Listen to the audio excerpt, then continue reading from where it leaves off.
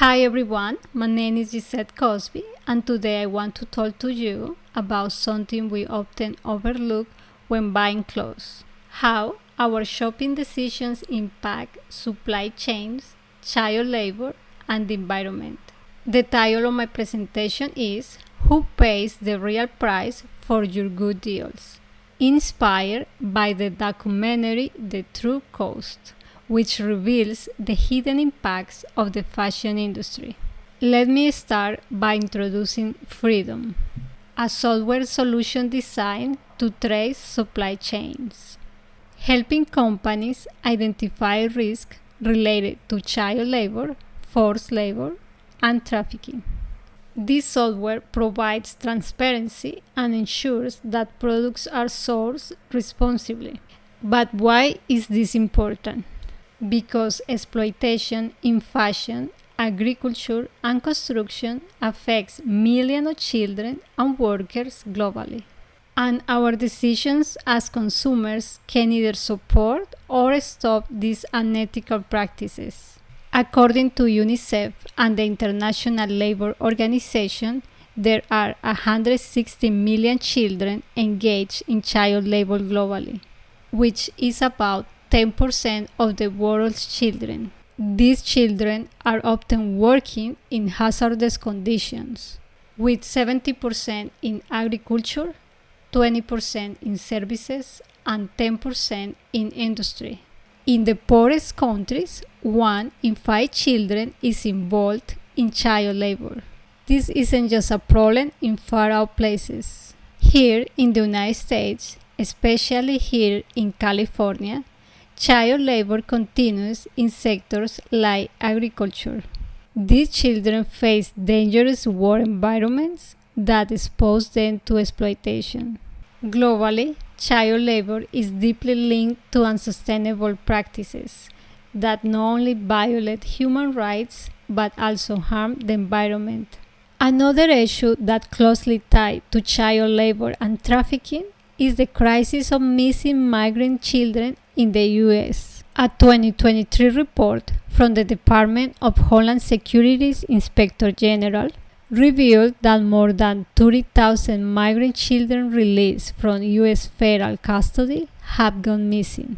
From 2018 to 2023, ICE transferred over 448,000 unaccompanied minors to the Department of Health and Human Services, but more than 32,000 did not appear from their immigration court hearings. Many of these children are placed with unverified sponsors, making them vulnerable to exploitation, including forced labor and trafficking.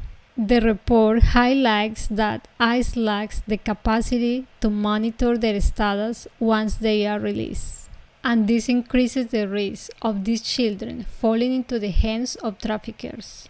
The failure to track these minors represents a serious issue in the U.S., one that exposes them to exploitation, much like those working in hazardous conditions worldwide. Additionally, there are 85,000 migrant children in the U.S.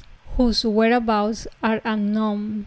Many of them were sent to fake sponsors, including locations like an empty field in Michigan, without proper tracking and oversight. Thousands of these children may have been exploited for labor or even worse. Now, let's discuss the fashion industry. According to Solene Routerier's 2022 article, 30% of clothes produced by fast fashion brands like H&M, Burberry, and other luxury companies remain unsold each season. To protect their brand image, they destroy or burn this unsold clothing. This practice is not only wasteful but environmentally harmful, as it releases toxic gases when the clothing is incinerated and adds to the global landfill crisis. Why do they burn clothes?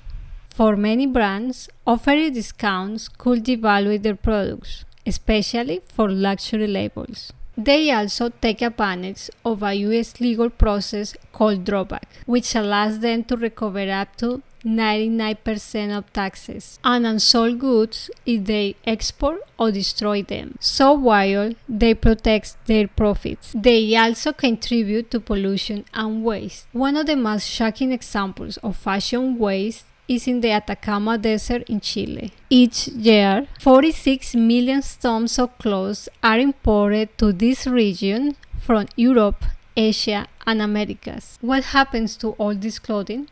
Much is never sold and ends up being dumped in the desert, creating what's been called the Great Fashion Garbage Patch. Chile is the duty-free zone established in 1975 to boost the local economy. Has become a dumping ground for the fast fashion industry. Brands send unsold clothing to Chile, where it's either resold or discarded.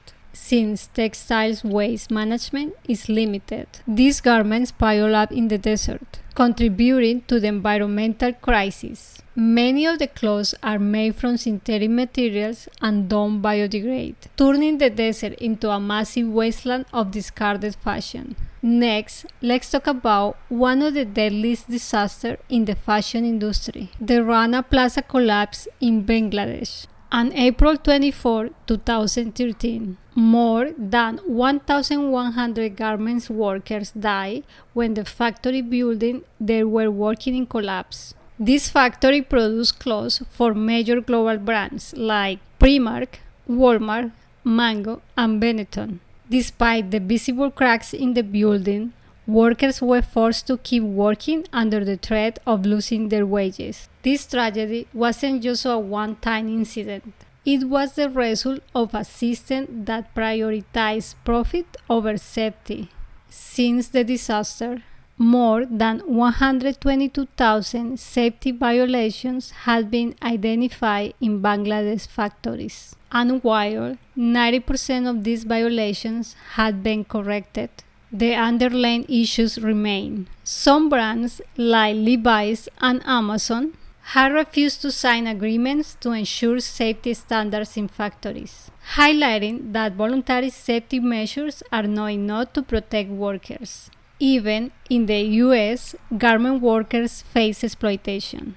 In 2022, the Southern California Garment Survey revealed that 80% of garment factories in Los Angeles violated labor laws. Some workers were paid as little as $1.58 per hour, far below the legal minimum wage. These workers often work off the books, with falsified payroll records hiding the reality of their pay. In one case, $892,000 in back wages was recovered for 296 workers. Major retailers like Nordstrom and Stitch Fits were found to be sourcing from these factories. This is not just a problem in developing countries. Right here in California, garment workers are being denied fair wages while the companies benefit from cheap labor. So, how does Freedom address these issues? Freedom uses data analytics to map entire supply chains, identify risks related to child labor, forced labor, and environmental damage. The software allows companies to trace the origin of their materials, ensuring that their products are sourced responsibly and that fair labor practices are followed. Here's how Freedom works. Collects data from suppliers across the entire supply chain, analyzes risks related to human rights violation and environmental impact, provides transparency by showing companies where the products come from and how they're made, enables responsible sourcing, allowing business to make informed decisions about their suppliers. But it's not just companies. As consumers, we also have a role to play. Here are a few things you can do. Research brands before buying. Choose those that prioritize fair labor and sustainability. Buy only what you need. Reduce overconsumption and waste. Shop secondhand. Explore thrift stores or online platforms to extend the life of garments, and repair and upcycle old clothes to give them a second life instead of throwing them away. In conclusion, freedom provides companies with the tools to make their supply chains ethical and sustainable. But we, as consumers, must demand these changes by supporting brands that align with our values. Remember, every purchase you make has a global impact on workers, children, and the environment. Let's use our buying power to make a difference. Thank you for your time.